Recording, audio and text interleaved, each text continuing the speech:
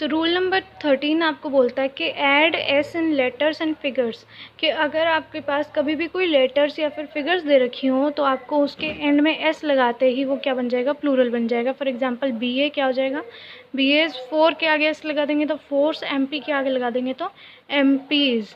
Next है आपका rule number 14। ये होते हैं कुछ स्पेशल प्लूरल, इनको है ना चेंज करने का कोई रूल नहीं होता है। तो इनके एग्जांपल्स हैं mister, messrs, madam, mesdames, child, children, Miss Gupta, the Mrs. Gupta. Understand?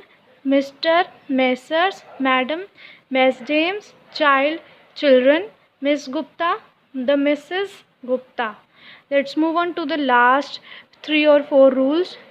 Let's move on to the rule number 15. Some nouns are always used as singular. कुछ नाउन को हमेशा हम सिंगुलर के तौर पर ही इस्तेमाल करते हैं।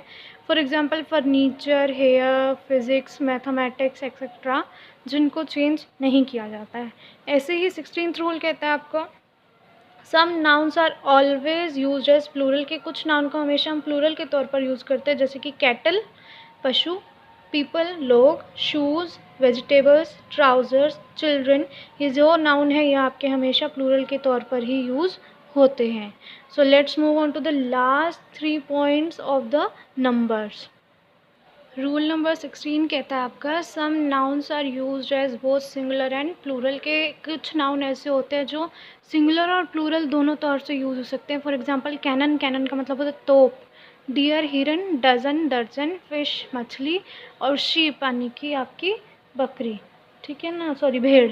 तो ये क्या होते हैं, ऐसे नाउन होते हैं जो आपके सिंगुलर और प्लूरल दोनों तरह से यूज हो सकते हैं। रूल नंबर 17 कहता है some nouns have 2 plural forms, के कई सिंगुलर नाउन के 2 प्लूरल फॉर्म भी होते हैं। जैसे क्लॉथ, क्लॉथ को हम क्लॉथ्स भी लिख सकते हैं और ई भी ऐड करके क्लॉथ्स भी लिख सकते हैं, दोनों क्लॉथ सही होते हैं। फिर आता है आपका डाई, डाई यहाँ पर होता है ठप्पा, मरने वाला डाई नहीं, ठप्पे वाला डाई। फॉर एग्जांपल आपका जो स्टैम्प जिसे हम बोलते हैं तो उसके भी 2 होते हैं, डाइज और डाइस, ठीक है। फिर आता है जीनियस, जीनियस के 2 प्लूरल फॉर्म होते हैं, जीनियसिस एंड जीनी। नेक्स्ट आता है आपका इंडेक्स का इंडेक्सेस एंड इंडीज, 2 इसके भी प्लूरल नाउन होते हैं। अब बढ़ते हैं हम लास्ट के 2 रूल जो हमारे रहते हैं 18th और 19 उसकी तरफ। Let's move on to the rule number 18। Yes, rule number 18 से some nouns have 2 meanings in plural, कि जब वो सिंगुलर में होता है तो उसका मतलब एक होता है, लेकिन जब आप उसको प्लूरल में चेंज करते हो तो उसके 2 मतलब हो जाते हैं। जैसे कि कलर, कलर का मतलब होता है रंग, कलर्स में एक इसका मतलब हो जाता है रंग और एक का मतलब होता है सेना के झंडे। दूसरा होता है इफ़ेक्ट, इफ़ेक्ट का मतलब होता है प्रभाव, इफ़ेक्ट्स का मतलब होता है परिणाम या फिर प्राप्ति, ठीक है। And the last rule of numbers is exceptional cases होते हैं जिनका सिंगुलर में ना मतलब कुछ और होता है और प्लूरल में आते ही वो चेंज हो जाता है। फॉर एग्जांपल एडवाइस का मतलब होता है सलाह और एडवाइसेस का मतलब होता है किसी को नोटिस देना, लीगल नोटिस देना। नेक्स्ट आता है आपका आयरन, आयरन का मतलब होता है लोहा और आयरन्स का मतलब हो जाता है बेड़िया।